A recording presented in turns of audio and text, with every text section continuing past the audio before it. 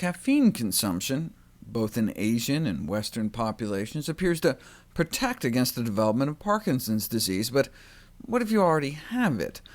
A new study found that giving folks the equivalent of about 2 cups of coffee a day worth of caffeine significantly improves symptoms of the disease.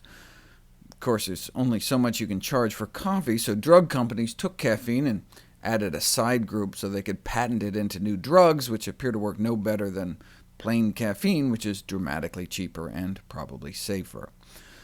Similarly, other plant foods, such as berries, may be protective, and plant-based diets in general may help prevent Parkinson's. Animal fat and dairy may increase risk, whereas a plant-based dietary pattern may protect against Parkinson's disease. We don't know if it's the animal fat per se, though. It could be the animal protein that's increasing risk. Maybe it's the dairy, mercury in fish, the blood-based heme iron, or less of the protective antioxidants in plant foods and plant-based diets.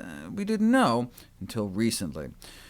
There have been successful case reports like this one, in which a dietitian was struck down with Parkinson's, and she was able to clear most of her symptoms with a plant-based diet rich in strawberries, whole wheat, and brown rice, rich sources of these two phytonutrients. But there hasn't been a formal interventional trial published until now. At its root, Parkinson's is a dopamine deficiency disease because of a die-off of dopamine-generating cells in the brain.